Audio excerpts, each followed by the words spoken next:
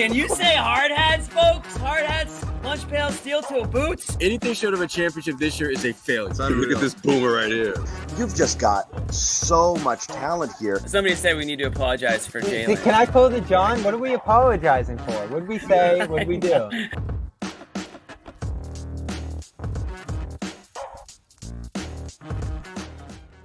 Check it out, guys. It's the summer Celtics. Wow. Practicing.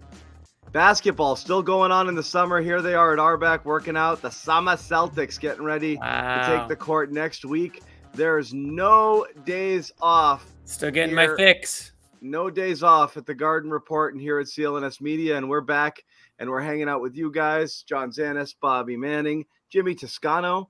And we've got a lot still. You know, it's amazing.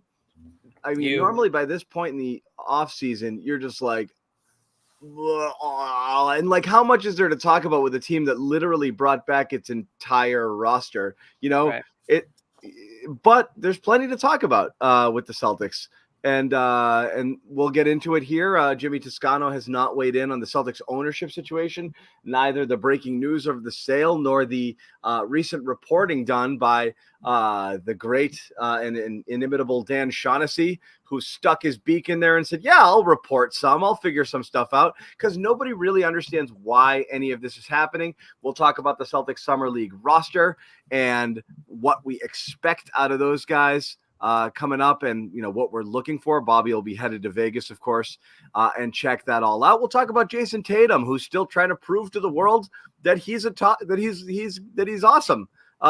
It's still doubters. People still asking him. So more doubters now, I think. The funniest thing about Tatum is people keep asking him if people will keep asking him if he's great. And he has no choice. The poor guy's got to answer it. Retirement question. Yeah. He's got to answer it over and over again. I feel bad for him. As always, Garden Report powered by Prize Picks, #1 fantasy app in America. Pick more, pick less. It's that easy, babe. And get involved here in the action. WNBA, baseball, what have you, football season right around the corner. So check it out. Pick more, pick less on your favorite players and get after it. Checking something else out here. 100% deposit match. You use that code CLNS. It's all you have to do. And games, concerts, whatever you want. Authorized ticket vendor here. Game Time. Download that Game Time app. Use the code CLNS for $20 off your first purchase. Terms to apply. Lots of concerts coming to town. Bobby dragged me for calling it Great Woods the other day, Jimmy, but it's so generic saying the Xfinity, whatever I it know, is. it sucks. Real Real ones know Great Woods, man. It's Great Woods and it's Harbor Lights. Okay, it's not Leader Bank. Yeah, once upon a time. Wow, that's even too old for Jimmy. Yeah, that's old. That's old, funny. But that's okay. But let's get into it here with the, as we talked about, news of the Celtics sale, which Jimmy Toscano has yet to weigh in on. And they're selling it, planning to make the team available for sale. That was the original deal here, that it's up for sale. And since then, couple interesting pieces of reporting. One of them, really one piece of it, interesting reporting coming from Dan Shaughnessy. Not his team. Little twist. One guy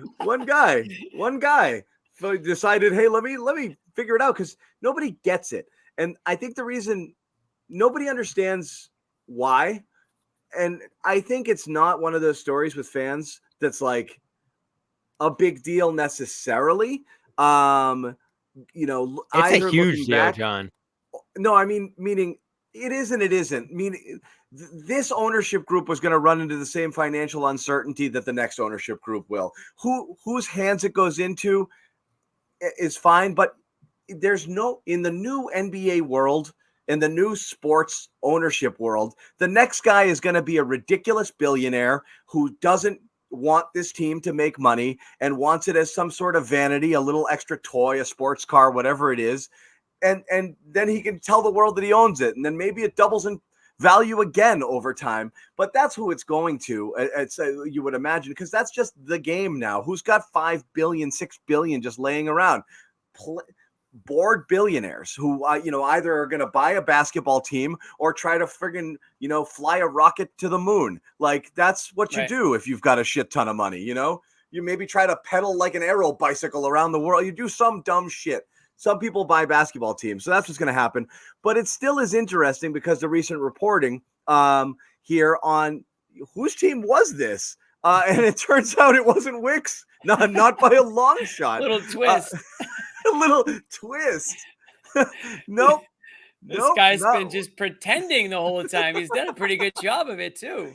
He just walked in the arena one day and like everyone just assumed he was the owner and he just went with it. Yeah. Okay, sure, I own it. And that's it. So that's what we got. So Jimmy, your thoughts here, and we'll get into some of the stuff that Shaughnessy was able to unearth with his minimal digging, but he still was able to get some stuff. But just your thoughts on, the shock of it. What's interesting to me, Jimmy and Bobby, like the more you listen, and Wick did an interview, recently. I think he's definitely a little embarrassed by it. But he did an interview and kind of set the record straight on some stuff and talked about how it's going to go down. But like, I wonder whether he even knew it was up for sale. Like, I really don't. The whole thing is really interesting. I really don't know. I didn't. Yeah. He was selling his team. Kind of reminds me of like Billy Madison a little bit. Like this guy that's just been like living off in the mansion and just screwing around. But all joking aside, it is a bummer because I think we've all come to all agree that Wick was the best. I'll put owner in quotes now because I'm not quite sure, but he was the best owner in Boston. He was the best owner in Boston. Yeah, exactly. In Boston, he was more of like a shift supervisor, right? Yeah, exactly. He was an overseer of the land, if you will. Assistant to the owner, maybe is a good one. Yeah, but he cared about the team. He obviously cared about putting a winning product, and he needed Dad to sign the dotted line, maybe. But at the end of the day, he won 2 championships, with his owners under his majority ownership. Stewardship. Yeah, we'll call it stewardship. And has the team in a good position to do it again. Cares about the team, is a fan, and like you said, John, the next guy who buys it, unless it's Pags, which I think, I guess there's an outside chance that could happen if he gets maybe some people around him, and he's the guy that cares about the organization, but that looks at this team as an investment. Am I there? Yeah, you're back. You glitched out for a split second. Oh, fears that it goes to a guy that doesn't actually care about the team and looks at it as a way to make money and turn a profit and blah, blah, blah, and with the way that the CBA is and all this stuff and all the complications and the second apron and the tax money that goes to it. On one hand, you want a guy with deep pockets so that you can afford it. But on the other, you want a guy that's going to care about putting together a winning team and is willing to pay a guy like Hauser, for an example, all the extra money that it's going to take to pay him. If it's somebody that doesn't care about that or doesn't think that that's a good investment because he's not going to draw, people in the same way or marketing behind it, then you might have a bit of an issue. Now, I tried to keep Wick as the owner. I don't know if you guys saw. I did Venmo him. I tried to get the ball rolling. I found his Venmo. I sent him $1. There it is. There it actually is. So I did my part. I thought I could get the train rolling. If everybody gives $1, $2, maybe we can get enough money in Wick's pockets where he can say, "Hey, Dad, here's what I can offer you," and maybe we can delay this a little bit longer. But I don't know if it took off the way it did. I think it ended up with like 3,000 likes, but likes aren't going to get the Celtics to keep Wick, folks. We need money. We need money. And everyone thought I was joking when I said we got to start a GoFundMe for Wick. I've been saying this for years, John, on this show, haven't I? Like, we got to start the GoFundMe because Wick is poor. I kept saying it. Wick is poor. And you kept saying it too, John. He said he has no actual money. Everything, all his worth is tied to this team. We were even wrong about that. It's not even his worth tied to this team. He's going to be hawking tequila on the side of the road soon in a few years, unfortunately for him. But so that's kind of unfortunate. I mean, look, he's part of the estate plan. Like the announcement from the team was that. No, I know. He's going to be fine. I'm not worried about him. It's part of the estate planning. Wick is part of the estate planning, which is like, I want to make sure each of my kids gets a slice of this. Yeah, he's going to be fine.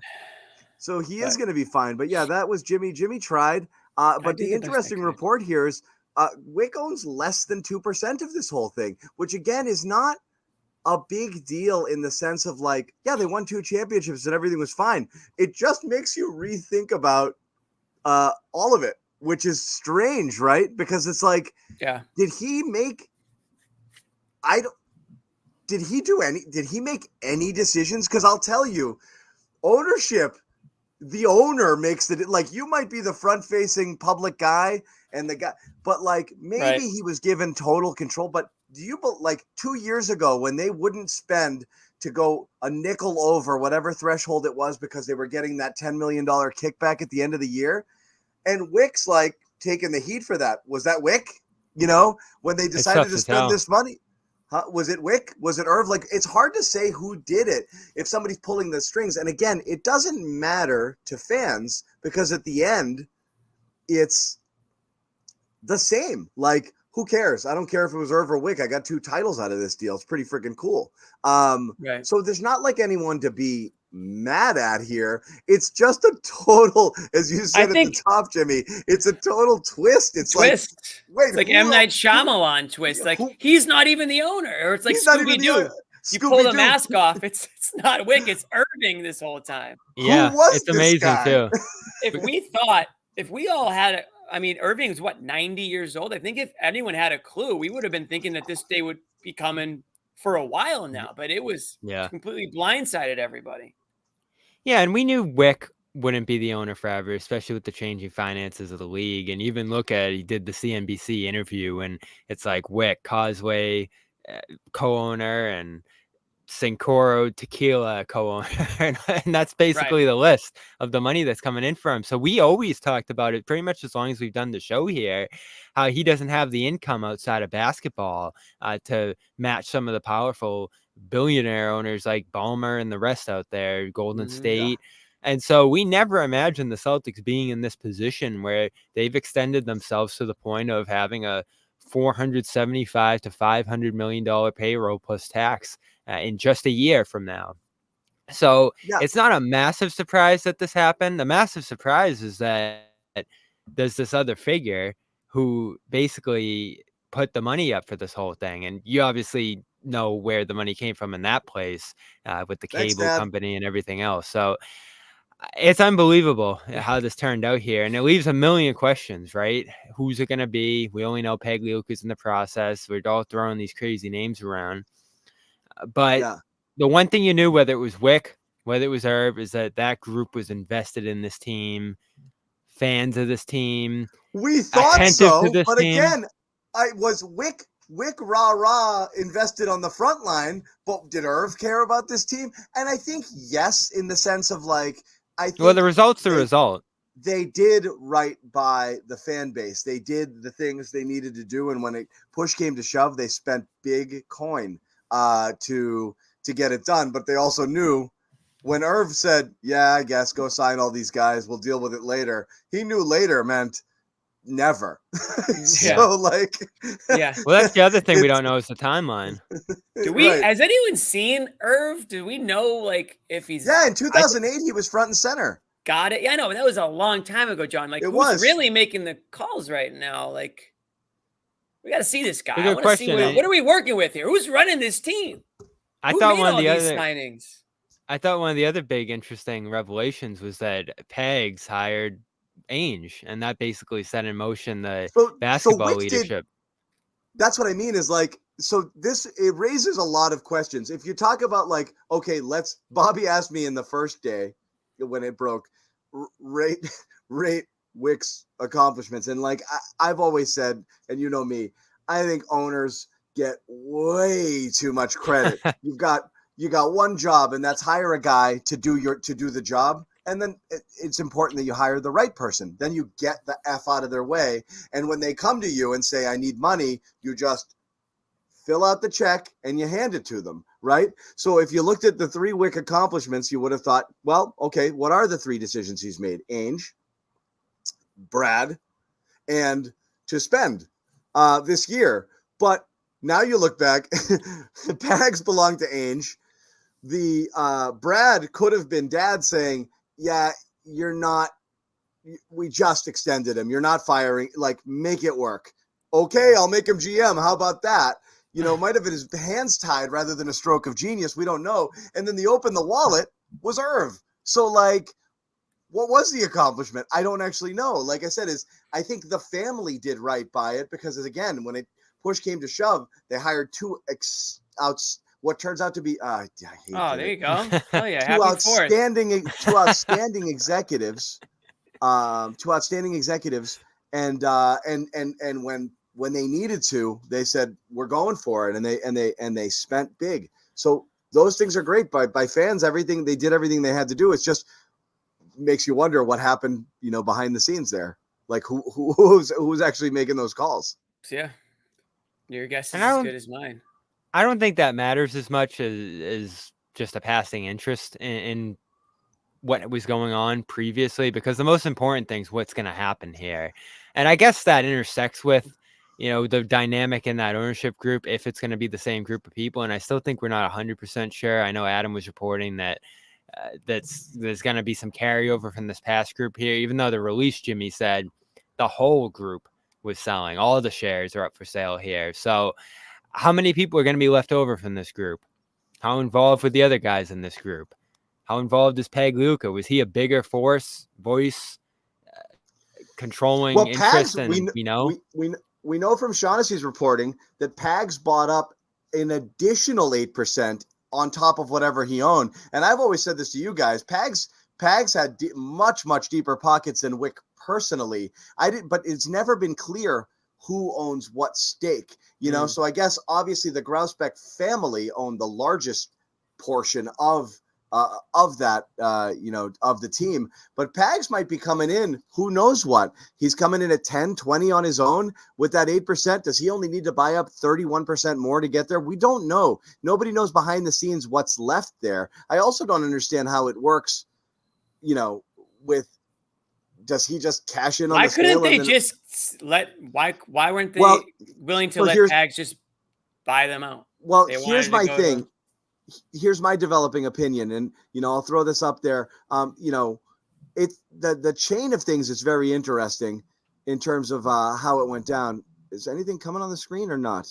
Looks like no, like DNA, RNA type. We'll try it again. We've been glitching with these things. Is it up there? Nope. Not yet. No. It's loading now though, and now it's gone.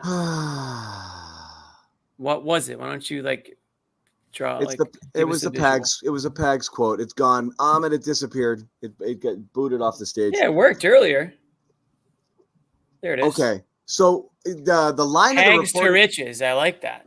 The line of the reporting is interesting as well, right? Because at first Pags immediately puts out his own statement. Hey, I was proud to be part of it, and I will absolutely be joining the bidding process. And then Shaughnessy reaches out, and he, tries to get comments from everybody, and he does his reporting. And less than 48 hours later, Pags is like, I can't say anything. I'm on an NDA. So somebody rushed to him and tackled him and said, shut up. Don't say anything, And then now that it's out there, Wick on his interview the other day did confirm Steve's been a terrific lead partner, lead co-owner in many ways. Brought Danny Ainge to the table back in the day when we were looking for general manager. Steve has been great and a great person, and we welcome him for sure in the bidding process. Ooh, cold. This is like saying she's nice, we haven't even begun the process, but the family has agreed to find a new ownership group coming in that will make everybody proud of the Celtics moving forward. I understand full disclosure here, and you're not going to give anything away, but don't you think if it was a succession plan, they would just pass it off? This to me is a top dollar plan. It's they want to sure, make Pags, it has to be. Sure, Pags, throw it out. It's not look, charity. Anybody who's you're selling your house and you have friends who are looking for a house and be like, I'll show it to you first, but I'm not going to give it to you for 2/3 what I'm going to get on the market. I can't. And so do that's a concern because I think if you look at the array of people that could possibly buy this team, and I know we all have wacky names and possibilities there. It's a short list, obviously, given how expensive the team is here. You'd pick Pagliuca if you knew he was capable of buying that controlling interest in the team, but we're just not sure about that among a million other things here. Along with, again, that this is going to be a bidding process. So as you said, John, there will be the highest bidder that comes through and buys this thing. The thing I keep tossing around in my mind too, Jimmy, how valuable is it? Because we're looking at the whole dynamic in sports right now, and obviously they bought it for $360. It's probably going to sell for over $5, but you don't have the Garden. The local TV thing is becoming questionable. That's dying around the league here. You have the national TV where you're not even going to be on. They're locked TV in on that local here. deal for a while. They're locked in for a while because the Celtics have part ownership stake there in NBC as well, and so they're tied together for a bit. So and you have the tax costs here, that you're buying into. So is this a hugely valuable asset compared to maybe the expansion teams coming? Compared to, I don't know, sports around the world or in other different places or in the country. I'm interested to see what kind of line there is. Bobby. That's the thing, Bobby, is it is as a billionaire's vanity, but maybe not for the actual reasons, as you said, because they don't have all of those things. Well, the real value, right, is that they're a championship contender immediately in that sense, right? So you're buying into a team. It's the freaking Boston Celtics. You know, it's like there's a difference between owning, the Dallas Cowboys and the Carolina Panthers. Like, it doesn't matter. All of the amenity, all of the extras that come with being it's just this janky second rate, it's like, it's the freaking Celtics. It's one of the, just most important franchises in all of professional sports. There's value in that. And that's the value, right? So will there be a long line, Jimmy? Yeah. I mean, these opportunities are few and far between. And I think they'll probably become even fewer and far between as these bigger pocketed owners buy them up. They're not looking to buy them and give up on them. And these investments are, I mean, look at how much they've grown in value over the last, 5 years even, so when an opportunity arises, especially one like this Boston Celtics storied franchise, everyone knows, I don't have to go over the resume of a franchise like that, but there's so much to owning this team, more than just a basketball team, right? I mean, you've got the story, franchise aspect behind it, worldwide, aspect of marketing and fandom. It's a probably going to be one of the best opportunities over the next decade or so, sports wise, in terms of owning a team. So I would expect there to be a long line, Bobby, but I would also, like, as John said, how long can the line be? There's going to be guys at the very top that have, $6 billion to drop on this team. And there's not going to be a lot of those people available. But certainly everyone's going to want a piece of the pie. I'm sure there's going to probably try to be people jumping in a way that they can and try to form a team of some sort, a group of owners, like, one that's disbanding here. But it's going to come down to, listen, Irving obviously did something right over his lifetime, made a lot of good business decisions. He's not going to go out making a bad one. Let's put it that way.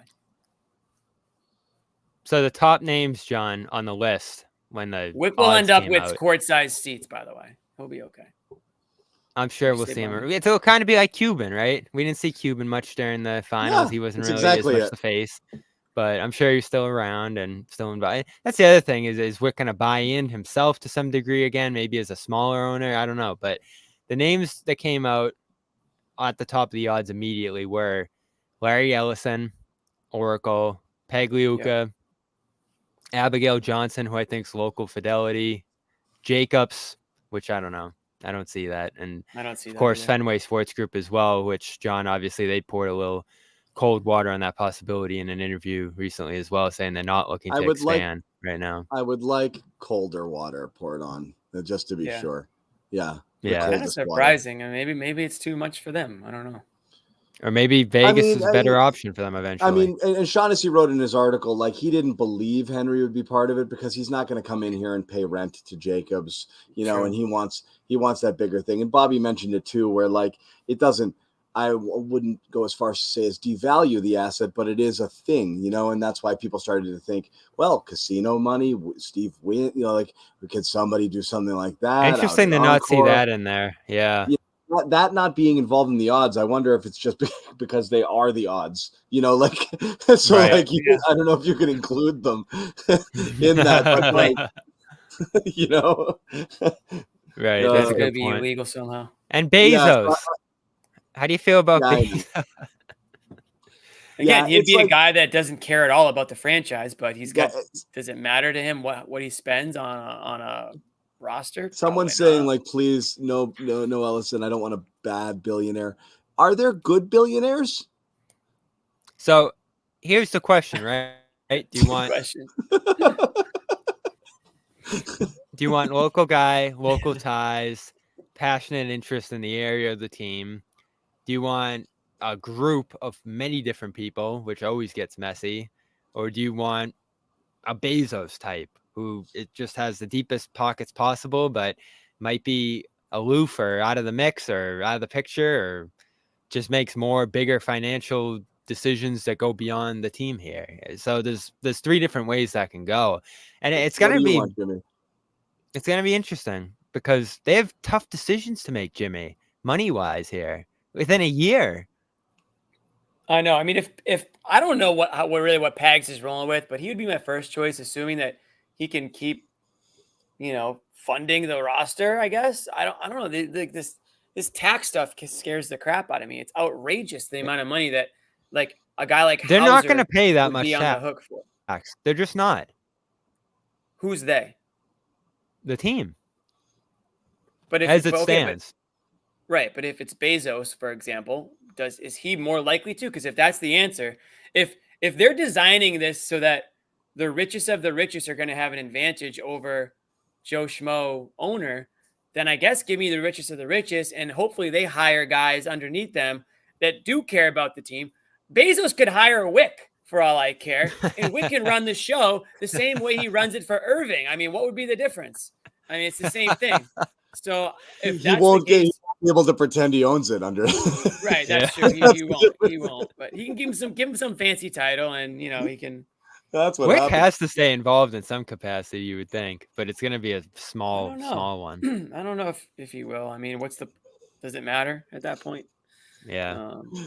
So I don't know. I mean, I guess the smart answer is just give me the guy with the deepest pockets and hope that he's willing to pay. Owners do one thing: pay for stuff. That's it.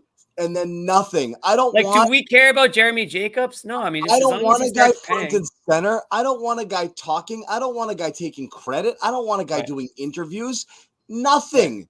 In a strange way, Irv was the best. Like, yeah. Exactly. Give me a guy like Irv. He did nothing. I want camera. nothing. Every time Kraft speaks, I'm like, zip it. Every time Henry emails an answer to somebody because he won't talk to humans anymore, it's always the wrong thing and it's totally tone deaf. I don't want Jerry Jones doing friggin' locker room press conferences after games. Like, the last thing you want is hands-on. Getting in last the way thing you want is someone charging to the front and like, here I am. I want none of that. Just a blank checkbook and stay in the background. That's it. It's not There's Amazon also Garden, a fourth it's Amazon possibility. Jungle, guys. I It's just gonna don't be want Amazon it to be Jungle. I don't know how much winning matters to some of these owners that, like, for example, a team like the Celtics. Yeah, it's all about ticket sales. I guess from like winning standpoint, but they're going to sell tickets, right? I mean, let's be honest. Like, they're going to keep their star guys, you would imagine. And they're going to be marketable across the world. Like, there's money to be made regardless of how well they do. So I obviously want an owner with deep pockets who's willing to spend, but I want them to care about it too. I just don't know if you can have the best of both worlds. So whatever. You want to have the best of every world. Yeah. It's and interesting. I remember I was working in news and sports at the time of the Celtics of the Red Sox sale. And what a friggin', and I know the Wick came in around that time too, but the Red Sox sale was an absolute fiasco, like hilarious, like drama, politics, last minute, this and that, backstage. It was such theater. I don't know if this is shaping up for that, but it is interesting because we don't know anything. And that's what's strange is like the most boring and hopefully, for most people, thing that could be done is continuity. The Pags handover. I'm just dubious that that's what's happening here. That's the easiest thing. And then I think it should be too. But there is no should. I don't think they're looking at it as what's right by the fans. That's just lip service. Like, we want to bring in somebody who cares, and this guy's a good guy and this guy's a good guy. Like, it doesn't. It's money. It's money. They're cashing out for the biggest chunk. So some guy could come up and be like, could literally outbid by $2 billion. Like, it's like you could be like, we assume it's going to be 5 or 6, and Pags is scraping together a group to get to 5.2 billion because he thinks that'll get it done. Blow it out of the water for sure. Somebody comes up and he's like 7.5. Can I have it now? And that's it. That's the ball game. So like, there's no it should go to somebody. It's going to the money. Right. And there's real 100%. concern with that, because whoever comes in, if they want to do that, can make whatever order they want. If they have that kind of money, that kind of pull, if they want to insert themselves to that level, they can. And we just saw it. Minnesota, they transfer owners. I know there was a little messy period in between, but basically upon Laurie and A-Rod buying that team, they traded for Rudy Gobert.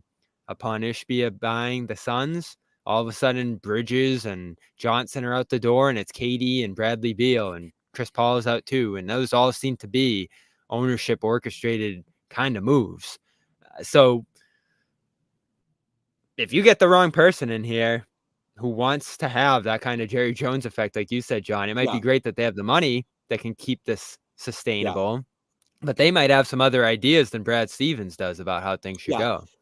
The one thing working in Pag's favor, potentially, is the notion that it's getting done, like that Wick said in his interview, it's getting done fairly. The 51% is changing hands fairly soon.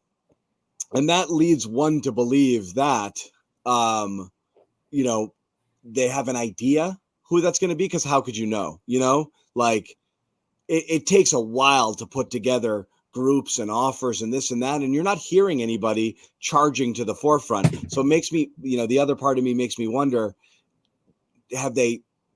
does everybody know the 51% is going to Pags in his group, and Wick's going to be part of that? It's going to be a new structure and whatever it is, and that'll be that. And then the 49% will get sold, and Wick will pay for his portion of the 51%. Would there be any reason? Would there be any reason they couldn't say that? Who the hell knows in terms of equity, to all the partners and creating this fair environment. If you do like a capital call, okay, throw in who wants to raise their stake X%, you got to like allow everybody equal. So, like, there could be some things behind the scenes that they're just bound to, but I don't know anything about the sale of a friggin', anything like this to this level. So there might be stuff behind the scenes that prevents them from doing it, but it might also be that, the new ownership structure will be a group led by Pags that Wick's also going to be a part of, or I don't honestly, you never know.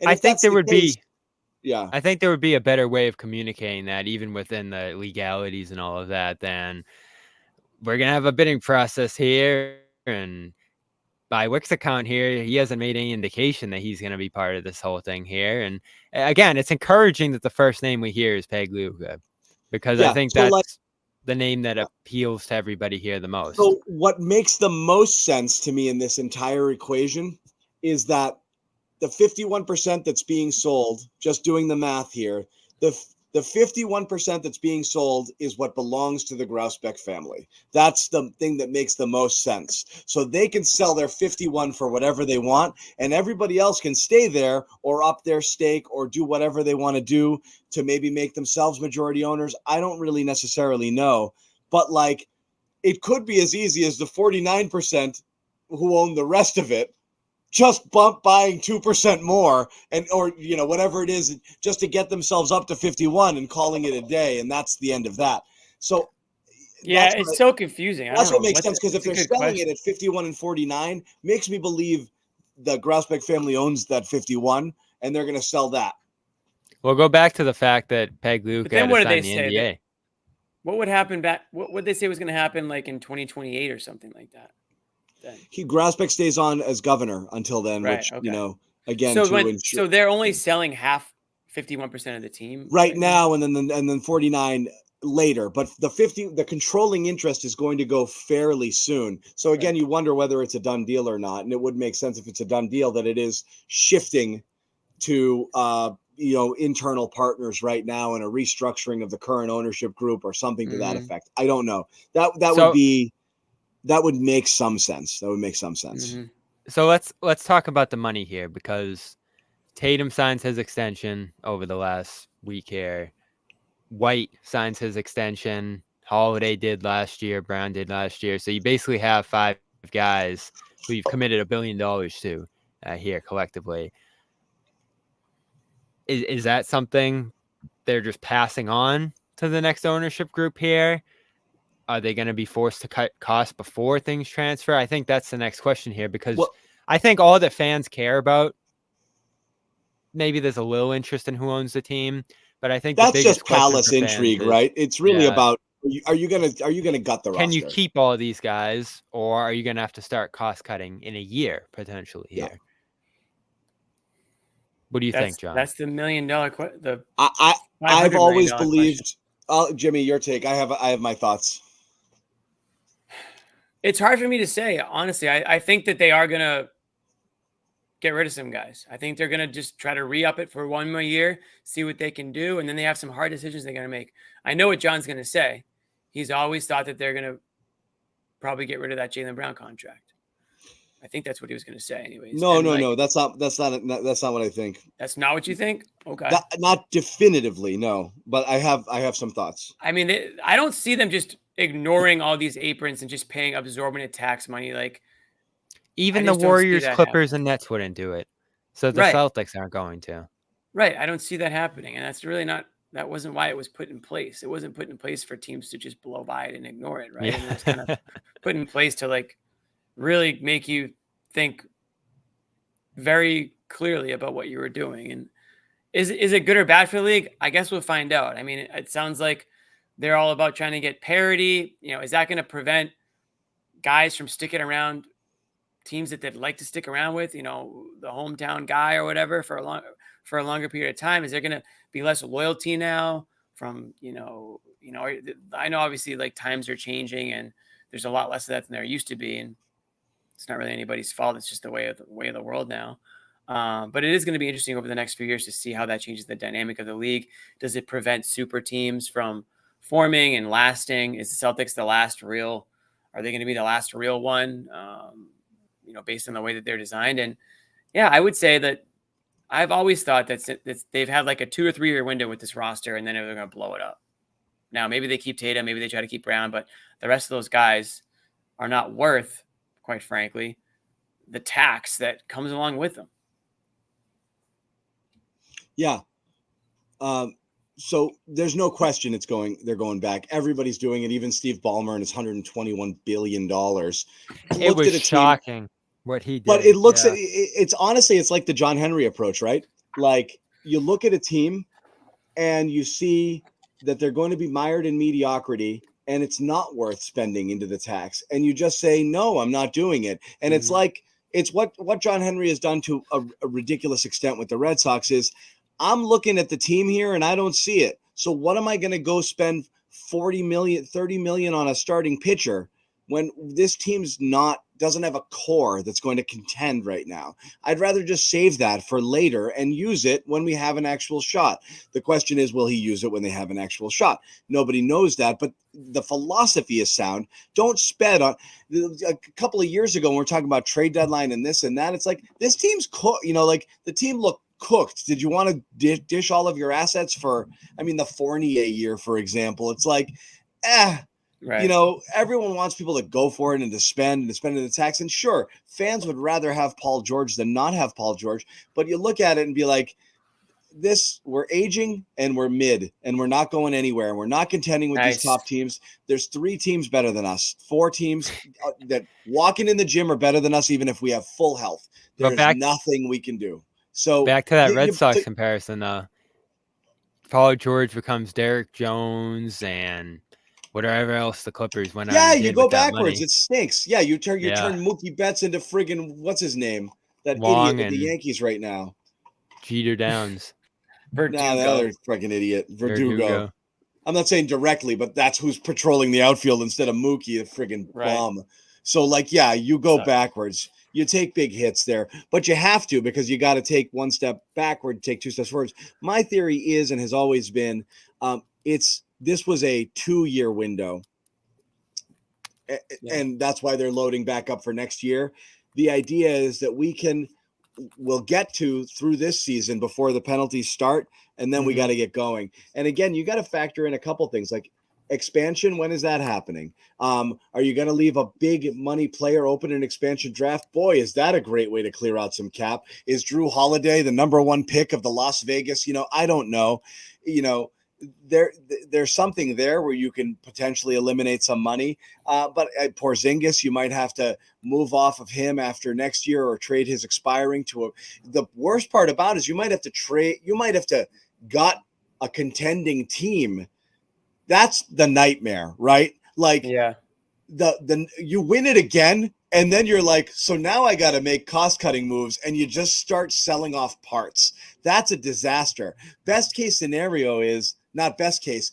If your goal is to shed, you need to have a bad year, an injury to one of your stars. You're 10 games out. Tatum's going to miss the first 3 rounds of the playoffs. Something you look at it and you're like, all right, we're not going anywhere this year. Now I got to trade. Then you can walk away clean and be like, look, it just wasn't our year and we're looking towards next year. But you win it next year, you get back to the finals and you enter the next season, you can't just start just dropping guys, you're screwed. Yeah, right. If you're the owners, you love it if you're the fans because you're like, just keep it coming. But if your goal is to eventually get off that second apron and stop paying this, you're talking about a $450 million payroll. Like, nobody wants that. I don't care how rich you are. So somebody's going to find a way to get under that, and it's gonna hurt. Like it's gonna be a shave. Yeah, unless you're that bona fide contender and you want to do it for 1 year, maybe 2. Yeah, whoever the new ownership group is. Yeah, you might have to run it back one more year. Then Kristaps goes off the books, and you lose a little. Yeah, you get some back there.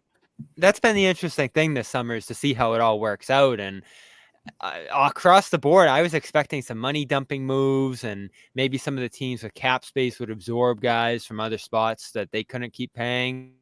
And I guess that happened in the LA-Philadelphia situation with George. George basically just left the Clippers and went into that Philly cap space, even though there was no trade involved between the two. But you didn't see Minnesota dump a Towns this summer. You didn't see some of those other high-cost teams move a medium to high level contract there to try to keep their roster more sustainable. What ended up happening is guys mostly just left their teams in free agency. Denver let Caldwell Pope walk. LA let George walk. The Warriors just let Chris Paul walk. Teams pretty much just let guys go. You didn't have these sign and trades to try to save face a little bit. I guess the Bulls did with DeRozan, but across the board, teams pretty much just let guys go. And free agency became a little bit more of a thing here. So that's going to be the question with the Celtics is you've signed all these guys to give yourself the best possible options when the time comes if you need to move one of them. Or you end up moving the guy who looks the worst in that situation and maybe attaching some picks or whatever. But that didn't really happen this offseason, John. Teams outside of some like small examples like Tim Hardaway or some other money-moving deals, Devontae Graham, there weren't really like Porzingis's or Holiday's moved this summer in terms of cost saving. So is that even going to be possible? Like there are teams in the league that want to tank right now. The Nets don't want a Drew Holiday. The Pistons don't yet want like a Porzingis. So when that time comes, you might either just be paying for those guys or letting them go. Yeah, and that might be it. The worst thing, like in the past, was always like, well, you can't let the asset go. You need that. You can't replace it, because you're so far over the cap. So you have to maintain it, even if you are getting dinged on taxes. But the only way to get cheap, it might be literally just to let them go. So Porzingis just walks, and then that's $30 million plus all of the tax you're paying. That's huge cap relief in 2 years, but it's 2 years away. Nothing is stopping this train from friggin' smashing into the station in 25-26. Like that's North Station. They can't get off of that. Like there's no way, even if you trade stuff, you need matching salary. Like you'd have to trade multiple pieces now to be clear by 25-26. So how are you getting off that? You're not. Whoever's coming in here owning this team is paying that bill in year one and then reducing later. But I mean, how can you get off that? Well, Porzingis is the first one. Signed but 2 not years then. To be off in 26. Yeah. So maybe he's expiring. It's after this year. And obviously, when you look at this, why would you trade an expiring for an expiring, right? Porzingis is the first bit of money. He could go into cap space. Yeah. But that's the first one. That's the first one. Yeah. Yeah. So that's the first one you look at. And then maybe a team loves Holiday at that point. Maybe he's still that kind of ceiling raiser for a different But yeah, you might have to like trade 2 players off of a potential repeat championship team to start entertaining that's a terrible predicament to be in, really, really bad. It's another reason why you would want to sell. Yeah. It is a terrible predicament to be in, but also it's like you kind of knew that it was a possibility. Yeah. Right? I mean, you sold out. And you got it and you won. It's going to be hard and people are going to hate the new owners. If you're saying it's going to be the new ownership that's going to be tasked with dismembering this team, basically. People are going to hate them right off the bat, but it's what they were left with. It would have been the Grousbecks, I guess, doing it if they still had held on. And we still love that they did it because you got that one title, and that's all you were looking for. Right. There, I mean, what's the alternate? They never sign them, and they never have to get rid of them. Like we always said, John, it's not our freaking money. So go ahead, sign all the guys you want, win 2 championships, and then if you have to get rid of them, you have to get rid of them. We say the NBA creates mess. The NBA is creating this mess. Somebody explain to me why the NBA is so freaking complicated. It's a baffling system. They just didn't want like the Golden States or the Clippers of the world just saying, I don't care. They needed to make it really punitive so it wouldn't be this gross haves and have-nots. Even in a world with caps and penalties, they had to make the penalties so gross that nobody would want to do it. That was why, above all else. They're gonna bring down the salary growth here too, effectively, because as we've said, you're seeing Quickly come through and Wagner come through and all these deals year after year after year where you're like, whoa, what's going on here? But like Jimmy said, it's become so convoluted with the way teams get hard capped and the way teams can't spend and some can, that everyone just ends up getting confused and everyone ends up getting angry because now guys are leaving great teams to go to Orlando and Philadelphia and these teams that were in the mix and look like borderline contenders at this point. I mean, you really can't. Like Hauser's gonna get. What did I see from Bernardoni? That it's gonna cost him. It's gonna cost the Celtics $80 million because they're at this second apron to re-sign Hauser on like a $10 million deal. Did I understand that accurately, or did I just make that up completely? It's almost 2 to. It's like 2 to 1. It's bad. But it's bigger than that, actually. It's bad. Bad. That's the tax. Like 2.5 times 7 or something. As you know, I'm not as worried about the second apron stuff. Like again, you can't. No, it's not the second apron. You can live with those penalties right now because you don't need the things that it's stopping. You can't live with them forever. But you can't live with them forever, and nobody wants to be paying $500 million in salary. So the owner's just going to be like, no, this is insane. I'm not That's paying. Where the issue comes. So it's going to be that. You're right, Bobby. The second apron you can live with. Anyway, it's all interesting and it's fun. And, and again, it's a problem that's a little further down the road, but it's interesting to see how it plays out. We are going to tell you, and we'll pivot to some summer league stuff and a couple of other things, but we'll tell you a little bit about what's going on with Prize Picks, America's #1 fantasy app. You can still get in on the action here with Prize Picks. All you have to do is pick more or less on 2 of your favorite players. You don't even have to like the players, but they just have to be players playing in any sport. WNBA, as we said, super hot right now. Angel Reese, double-double, book it every single night. Caitlin Clark, her first triple-double the other day. That was something. A lot of fun, a lot of excitement there. Obviously, baseball in play.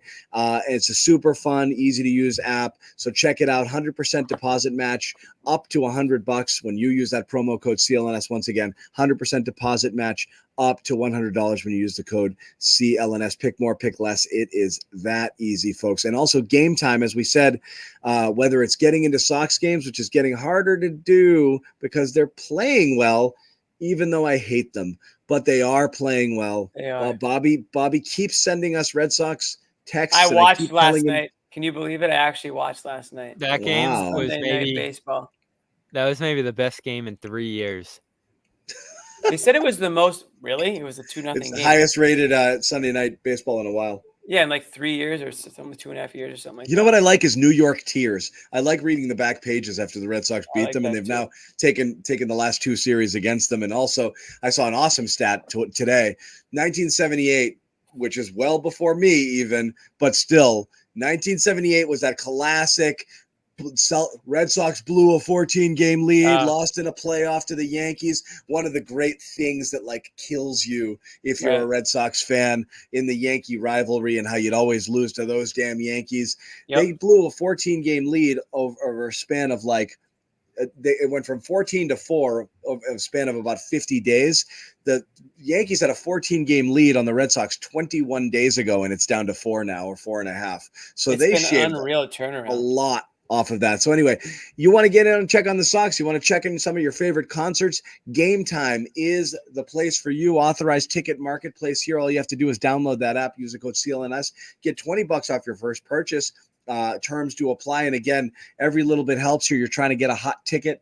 Some of the shows here in town, as we said, a lot of great stuff that you can check it out. Really great features on the Game Time app. The view from your seat, I think, is the best by far compared to any other place that even attempts to do those types of things.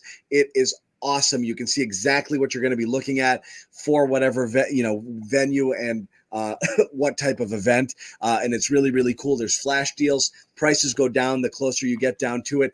Each of us has used this app at one time or another since we started our partnership with Game Time to get into something, which is really great. So you can too. Once again, download that app, create the account, use the code CLNS, $20 off your first purchase. Terms do apply. Guys, let's jump over Red Sox up 11-2, by the way, right now.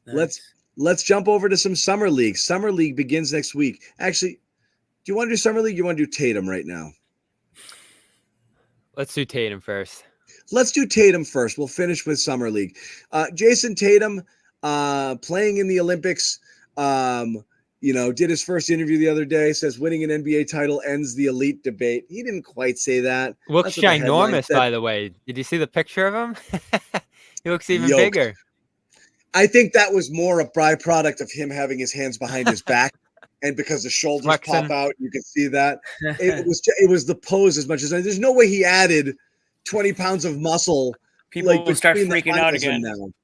It's the haircut, which makes his head look smaller and makes his body look bigger, and his arms were behind his back. He didn't get jacked in 2 weeks. He's been taking it easy for 2 weeks, guys. He hasn't done a freaking thing. He's been lifting that trophy, man. Yeah, right. Trying different victory poses that he saw on YouTube. Right. How did Kobe hold it? Up or down? Right. But again, asked about it, and I feel bad because we've given him grief for like talking about this stuff too much, but everyone keeps freaking asking him about it. Right. What can you do? And another question about like, hey, does this championship end your elite, the debate on this and that? And he's like, it's being the topic of the discussion, so many debates, whatever. Can he lead a team? Is he top 5? Still a lot of things I guess they can debate, but now I've done something they can't debate. I've won a championship. So good. That's the right answer.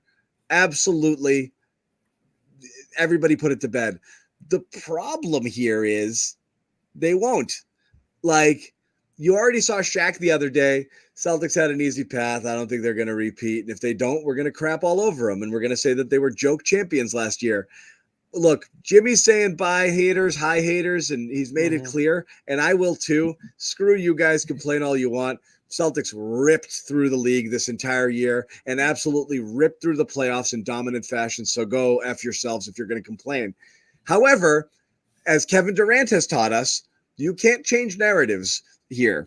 Kevin Durant wants to tell everybody he's a 2-time NBA champ and an NBA Finals MVP, and that his legacy is secured and he's a winner. And everyone's like, yeah, no, you took the easy way.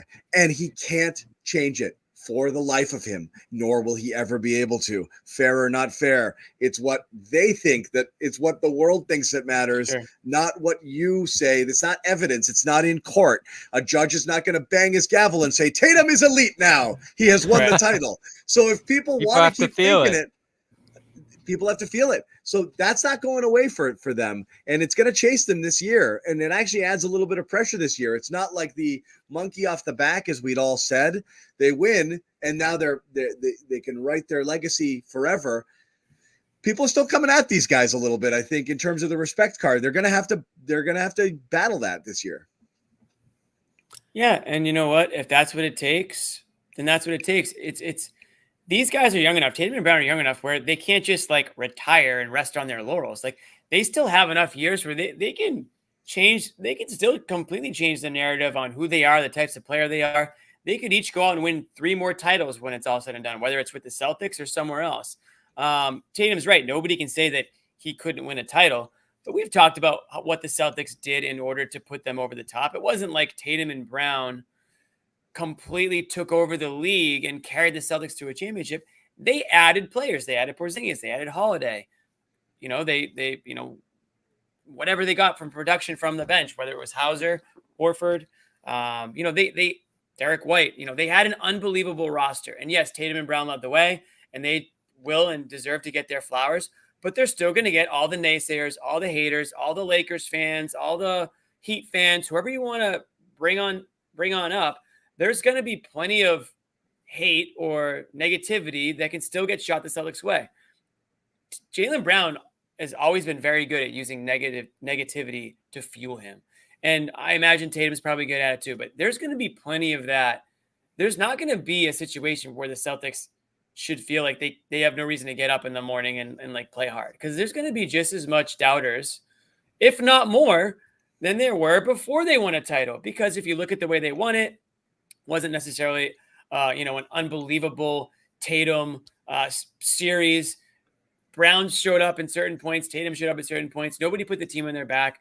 Those players, though, still have the ability to change the narrative on them and say, "Oh, I did carry the team," or whatever. Not saying that they have to, but they're still young enough where they can. And we're talking about the Celtics roster, how it's going to have some turnover over the next few years. We'll see which players remain, but they're going to have the ability to continue to prove people wrong. And if that's what it is, then that's what it is. But as far as it goes this summer, Tatum's going to hold that trophy, and he's going to talk about winning a title and brag about being a champ. And he deserves that. He has every right to. And then when the, preseason starts back up and the new season begins, that's going to go behind you. You can't just still be talking about that. You have to be talking about the next season or the current season, because that's all that matters. People are going to forget very quickly that you are an NBA champ. They're not going to care anymore. And that goes for the Celtics fans too. It's fine for a while, but it's all about what have you done for me lately, and let's win the next one. What did Tom Brady always says? The best one is the next one. So that's really the mindset. Now, I'm not saying don't enjoy the offseason. Do all those things. But when this upcoming season starts, that's it. Put it behind you and get out there and prove everybody wrong. Because if you go out and do it again, it's going to be hard to doubt these guys, regardless of how they go out and do it.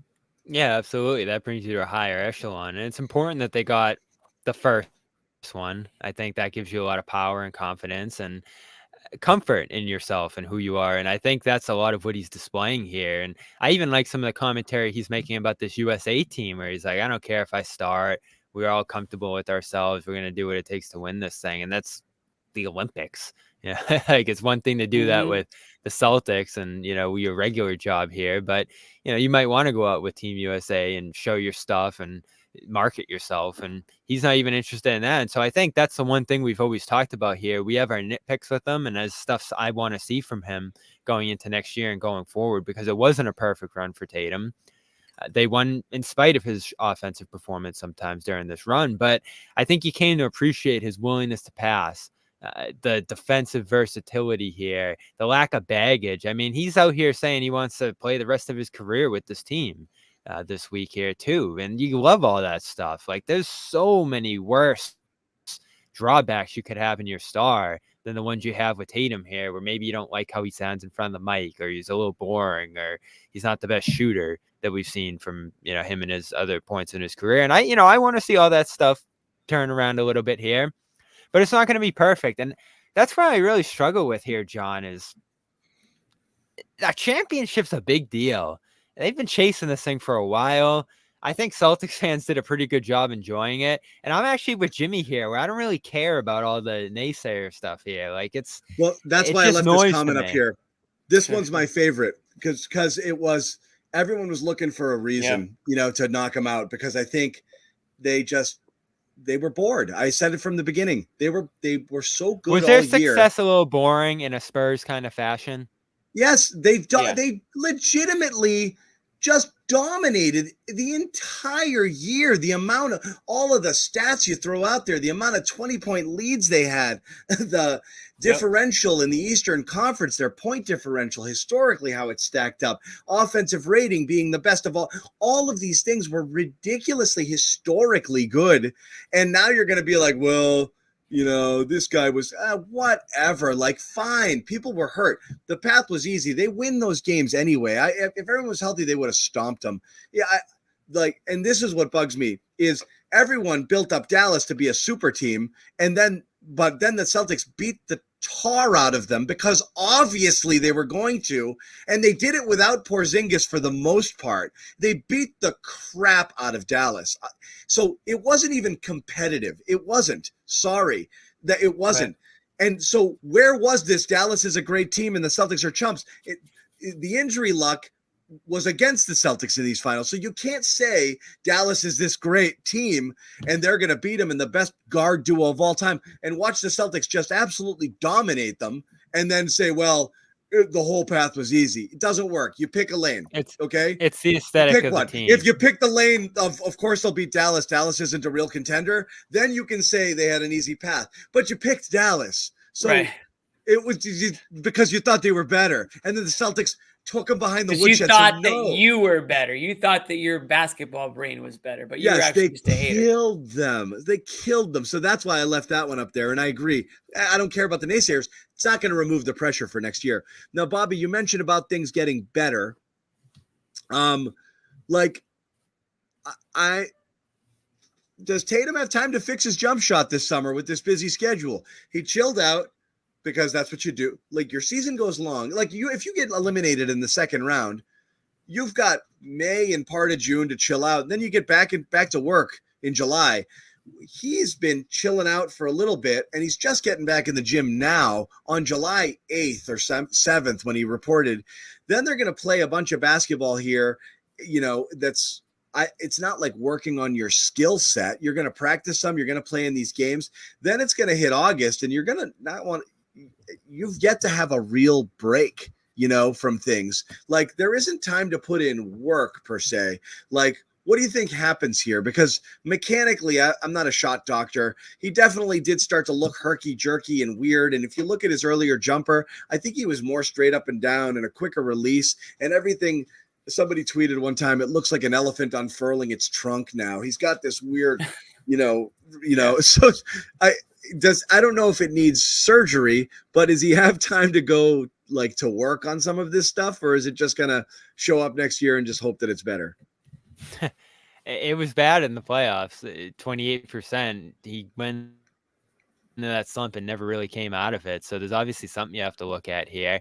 I do wonder, and I'm super curious to see how much of that was a product of him just absorbing the extra pressure out there and maybe losing a few percentage points on his own and other guys benefiting from that. Because I think on this roster, because his 3-point percentage went up this year, this is fair to point out, is he shot better from three this year than he did the year before. Right. Yeah, during the year. And then it just went to hell in the playoffs. And was there an injury involved in there or something? I don't know. But it was bad. And it didn't look 100% right. So, maybe you go back to the basics a little bit. There won't be an overhaul here, certainly. But I want to see first and foremost, does having the LeBron on the ball next to him and Embiid in the post, dishing it out of there and getting triple teamed, and those translating into easier shots for him, catch and shoot opportunities. I mean, he's always been a great catch and shoot guy. It's the pull-up stuff that we hate here. And I keep going back to it, Jimmy. Especially you look at the picture of him here and just how he looks physically and how he performed in the finals when you look back on it. I just want him in the post more than ever this year. I don't want there to be 9 threes a game. I don't want there to be a million Tatum, pull-ups and it's all step about the pose. It's all the pose with the arms pulled back. Too hard. So It's you're gonna all the pose. Flex on him. You're gonna be taking the picture like Look that. Look at skinny, wimpy little Halliburton and Booker. Yeah, Halliburton and Booker. Look at Booker. Booker looks like a little pipsqueak next to Tatum. Yeah, Tatum so you're gonna be looking like that. And did Tatum pick him up and put him in that seat before they took the picture? Oh, man. I want more than ever. I felt like this during the finals, John. I think I even said it to you. It's time for him to go to the post and live there. I mean, he's so dominant around the basket. Well, I'd rather him pull up from the post. It's not even backing guys down and necessarily getting to the basket, even though he can. It's the other stuff. It's like just rise up and shoot from the post. Like, he has this weird propensity of, instead of just getting to a spot and rising up, everything is a step back, even when he doesn't need it to be. He's got that in his brain where he's got to fall away all the time. So yeah, I'd rather see him working from somewhere else where he can operate a little bit in the post, instead of like catching the ball 27 feet from the basket. I just don't love that. Mm-hmm. He needs to make some adjustments here, Jimmy. There's no doubt. It wasn't a perfect run for him. I think you like a lot of the stuff he did outside the scoring, but the scoring and the efficiency and the approach to the game in terms of shot selection has to change slightly here. Because, listen, if we're going to talk about Tatum's level of credit here in that run, criticism for how he looked and how the numbers look and all of that, what you can say tangibly going forward, you don't take anything away from what he did. But they're probably going to need more from him this year, right? Because they're going to play without Porzingis for most of the year. Back to our conversation earlier, as guys go away who perfectly complemented he and Brown, they're going to have to take on much more in terms of the stuff they do night to night to carry the team. And I think that's going to require a little bit more a little bit more efficiency, a little bit more of a realization of who he is as an offensive player and a scorer. And I just think a shift inside, and I know they gamed it perfectly this year, Jimmy, right? Where it's 3-point volume and so much of it is a numbers game.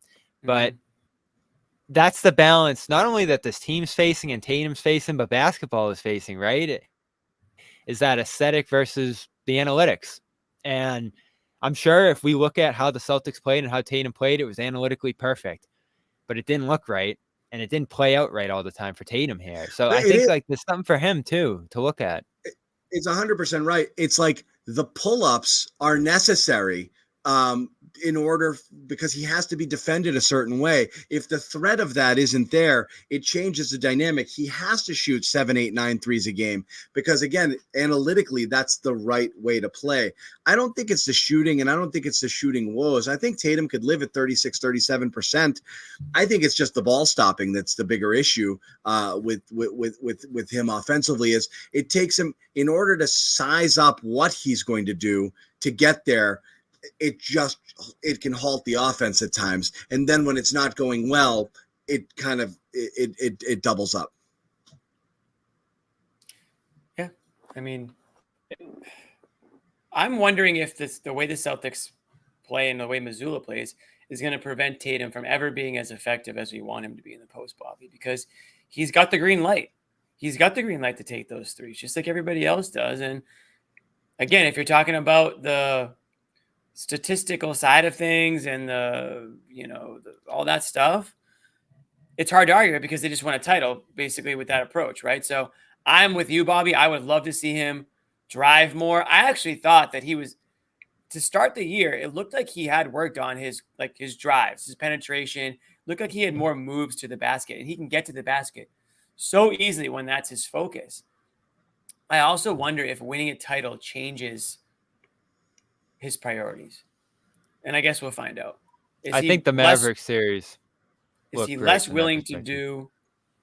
Is Tatum going to be more or less willing to do what it takes to win, having already won one? Does he like how it feels so much that he wants to win another one? Or is he listening to the naysayers and saying, Tatum's not elite, he can't, put a team on his back? Is he going to focus more on trying to get his and just ride that title that he has for a couple of years, try to get his stats where he wants them to be? And is he more willing to go that route? Or is he less willing because he'd rather just taste another championship? I think that's what it comes down to. Sure. The third answer is he fixes his shot and he becomes a top 3 player in the NBA, and he does drive more, but guys have to respect his shot and it opens things up for him. Otherwise, I don't know. The team's also still really, really good. So is he going to have that same mindset where he doesn't have to take over games? And think of how annoying it's going to be, Jimmy. We sat there all playoffs, and I'm going back and forth with Joe, and it's like, is Tatum struggling? No, he's playing great. Look at this stuff. And are we just going to do that every year? Defending his and play. How frustrating is that eventually? Well, no, for Tatum too, because everyone's going to sit there, John, even if we know that he's doing all the little things, and say, he's shooting 43% and he's 28% from 3, and Brown's kind of carrying things. Like that's going to happen repeatedly here if he doesn't find a way offensively to be able to beat extra pressure and just counteract some things teams do to try to slow him. Because let's face it, a lot of times, and you said it, it's a speed thing sometimes for him, right? But sometimes it's a settling thing too. And there's a sheer will I think he can play with that would allow him to be more consistent, more effective in the scoring game. And I love all the other stuff he does. I do, and I appreciate it, and I understand it. But you're not just going to sit there after a postseason where he really struggled from the field and just be like, it's fine. There's nothing to worry about there. Just keep doing that. Look, this whole thing go back to the lab. Yeah, this whole thing only works with these guys if they continue maintaining like their elite level. Like if you slip back to the pack and you're like, okay, those guys are pretty good, but they're not, great. Like then you lose your superpower. Like Tatum being a top 5-ish, let's call him 6, 7, 8, wherever he lands, and Brown making another leap forward into kind of cemented, right on the cusp of all NBA-ish. That's about where he's at, in that kind of, 14, 15, 16, 17 overall player sort of thing in terms of their value to a team, playing, such an important position in the modern NBA. Yeah, you want them to continue improving. Like, look, we spent all of this time saying they haven't even reached their primes. You would hate to think that Tatum is going backwards in terms of his skill set, that there's still room to improve and refine your game, not just to play in a more cerebral way, which they both have done, more so over the past, couple of years, but also just your skill set should continue to improve. It's not that they should still have another gear potentially they could reach. I think Tatum can still be better. There's a lot of decisions he can make to make him better and not just going to the lab and working on some stuff. So yeah, absolutely. I think, it's better. And I do think the Tatum evolution doesn't go back towards 30 points a game, as Jimmy said. Is he going to go get his stats?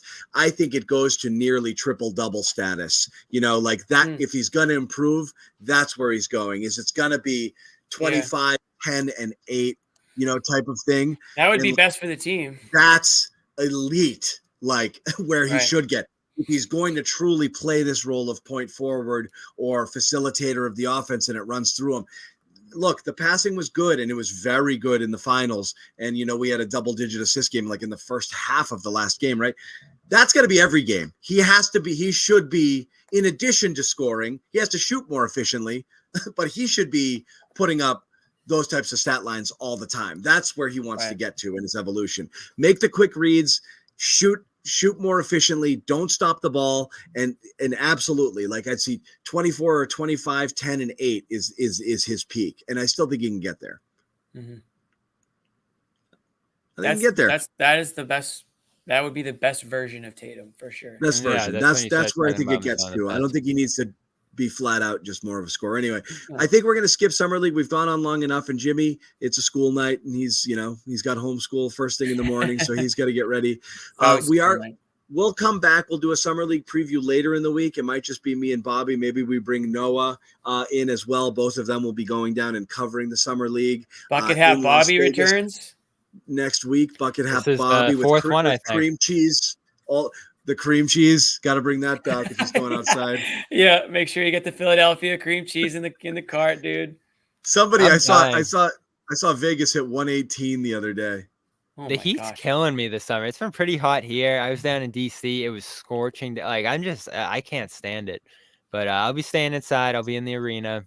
Don't worry about me. John's got the bronze. This is my as anybody who knows me, this is my regular summer color just by being human. Like this is me just stepping outside and just like going about my business. This is not tanning. This is just I tan this way through my car. And yes, I am going to the Greek Islands later this summer for the first time.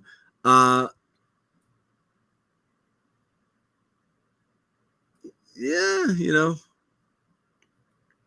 potentially. You can't swap Tatum for any top. George, where are you going? I'm going to Naxos and Paros. We got Greek. I'm going in exactly a month.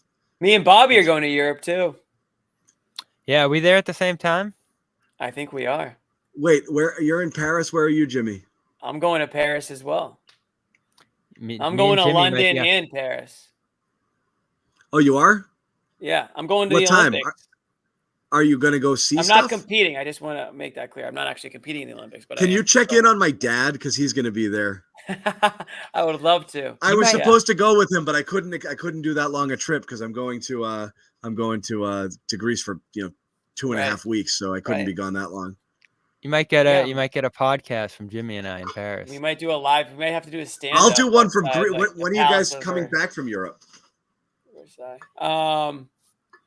August 12th or something like that. I think I get back. I'll be in Athens at that time. We should do a European podcast. Wow, that would be something. We got fans out. We've got some fans out international. I'll do it. I'll do it from the Acropolis remotely on my phone.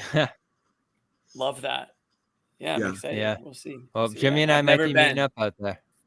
That's awesome. We're definitely gonna try. I've never been to Paris, so I'm sure it'll be a little different during the Olympics. But I love it. But I'm a big city guy. So like when some people like to do hike and stuff on vacations. Laura and I like to just go to bop around cities and pretend we live there, and then just bop around and eat our way from one cafe to the next one.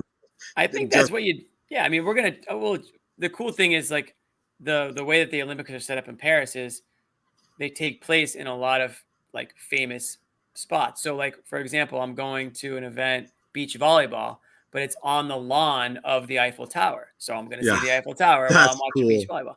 We're going to another event in like the Palace of Versailles, that there's an event inside the palace. So we'll check out the palace. Well, you know what I mean? So it's speaking of that, are they really? That's amazing. That when I went to the Olympics in Greece, that's not what they did. They just built all of this shit all over the place. I'm sure they are building some stuff, but they are utilizing some of what already exists. So beach volleyball was always the wildest ticket. It's a friggin' party. It's awesome. we got like a VIP ticket. I don't even know what really that means, it's a friggin' we're gonna be partying. Absolute bash. It's so fun. That reminds me. I saw a tweet today. This would have been the Boston Olympics if that came through. How would that have been? How would that have gone? I was all on board. Everybody, all the friggin' curmudgeons were I wasn't. Dude, traffic. There's already enough horrible construction and traffic. Do what everybody else does. Do what everybody else does. Rent your place, go on vacation somewhere else, and avoid it. Do you know how many? It's the construction. It's not the 2 weeks. Do you know how many Greeks were in Athens during the Olympics? Like 3. Like they were gone. I'd be fine with the 2 weeks of the events. It's just everything else I didn't want to deal with. Congrats to Yannis and Greece making it. I love that. I'm hoping they make a run.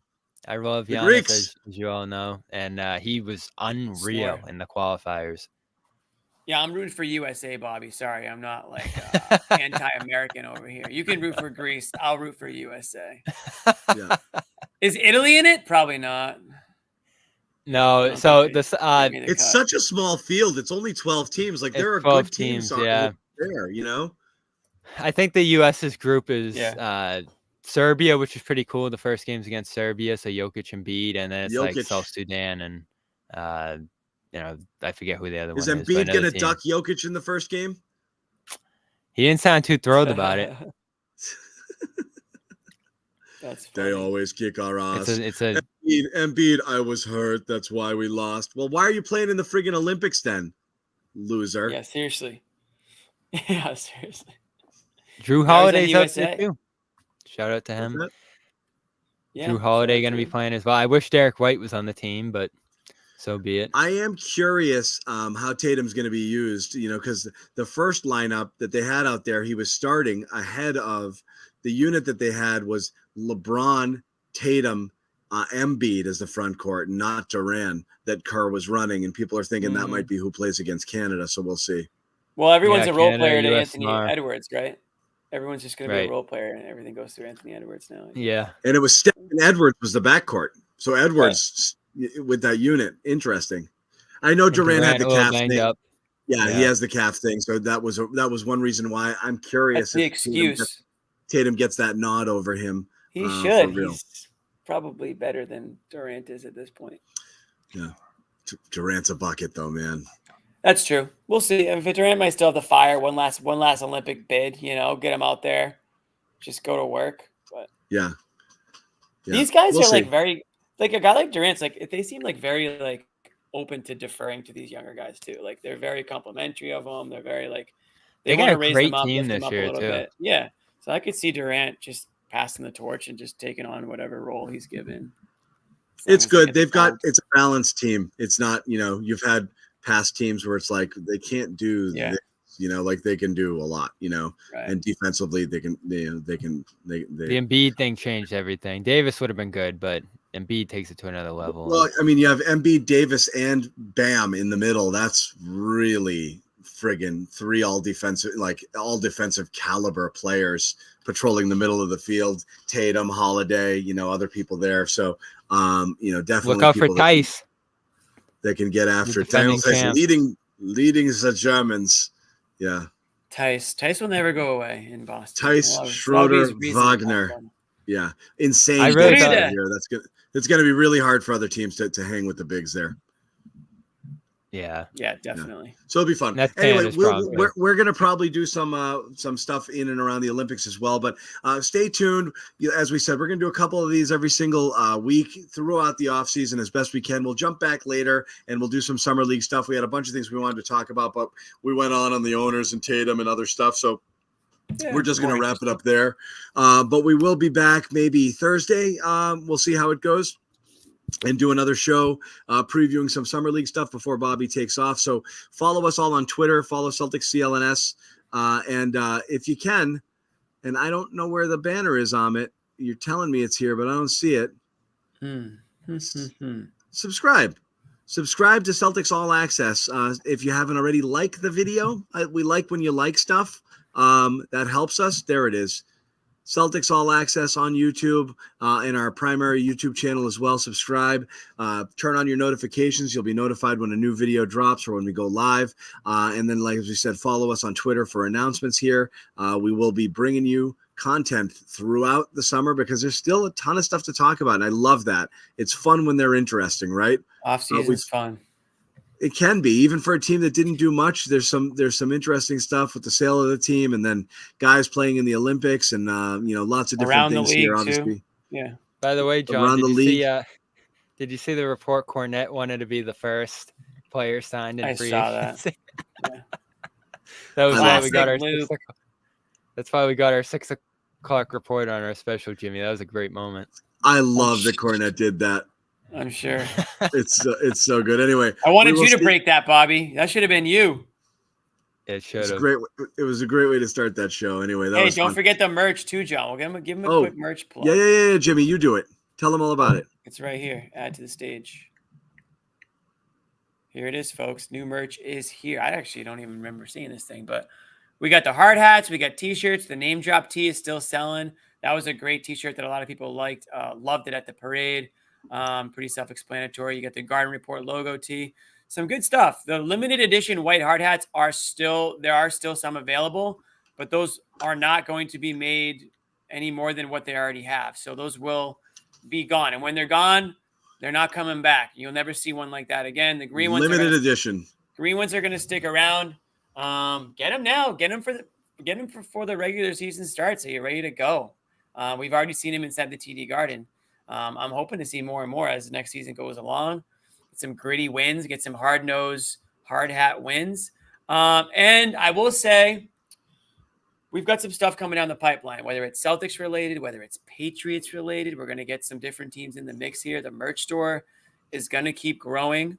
And we want it to be a place where people go to see what new items are up and running. You know, we want to be quick with some of these shirts that come out. We want it to be a place where people can check out here and there. And we've got some holidays coming up too, folks. You know, I'm not going to jump too far ahead, but might be some good gift giving coming out of the merch store sometime soon. So get after it. Get after it. There's always good gift giving to be gotten from the CLNS merch. And there's new stuff. We're going back to the lab right now. We've got some high level discussions behind the scenes going on. Jimmy Toscano is the final word on all merch. He's the final merch word. God. So if you guys, we're going to start asking you guys in the chat too, as well. Oh God. If you're what you want to see, give us your ideas. And then we want some commitments as well. If we're going to make this stuff, we want to know you get it. Also, shout out to Max from Providence. Who knows if he's watching now, but I said I'd give him a shout out. Stopped me at Market Basket with the whole gaggle. Really? All three of my daughters said hi. Big fan of the show. Loves it. Was up visiting his girlfriend. So that's the second person who's ever recognized me. So I want to say at Market Basket, no less. I love Market Basket. I was just piling up bacon surprise. You have great soundtrack too. The music's incredible, but just it's my zen, just perusing the aisles and just going around, and no one can bother me.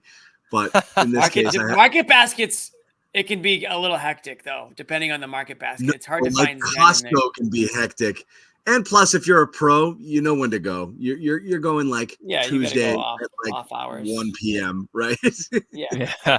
Sunday afternoon. Yeah, you're dead. Don't go on Sunday.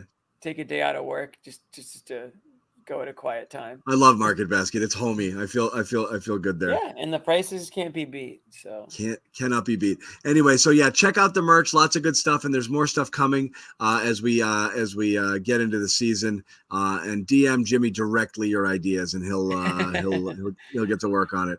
Yeah. But until later in the week, we will see you guys. Summer 24. Look at that code, guys. Use the promo code there. Summer 24 for 20% off. That's pretty good. We're not going back and giving. If you don't put the promo code in, that's it. Don't ask me to reapply it and all this stuff. Yeah, this is the promo code. Don't forget. We can't. Yeah. You can't be. I did it a couple of times. I can't do it anymore. Yeah. People got them. We saw them. We've seen evidence. Yeah. Yes. The Market Basket, dude, the friggin' there's so many good deals there. It's so good. Also, like an entire large cheese pizza is like $8, and it's like the biggest pizza you've ever seen. I feed my family for 3 days off of one pizza from Market Basket. There's Sandwich Deli. Like when you go there, you can get lunch there. It's at least as good as like a regular place. Like it's not North End pizza, huh? What's the score? Oh, it's not. The oven's not good enough to get that good kind of crust on it, so it's a little bit bready, but it'll get the job done. Yeah. For feeding children. Oh my God. Like this is children. It's not my pizza of choice. But legit, they'll eat anything. A large steak and cheese sub or whatever, $6.99. You're paying. You go to an average shitty sub shop right now, you're paying $13 for a sandwich. I know. You cannot beat the price. It's crazy. Forget about it. So again, great place subscribe to get a sandwich Celtics for lunch too. Subscribe to Celtics All Access. Head to Market Basket if you want to meet me. I'll sign your hard hat. I'm there like 3 times a week. Yeah. I should start signing hard hats in the inside. Let's do it. Peace all. Thanks. Wait, Amit's got an outro for us, I think. No, he doesn't. He said he was going to work on an outro. He had a phenomenal game. Forfeit's out. I think it's an option. That did not sound like a chair. It was a freaking chair. It does sound like a chair.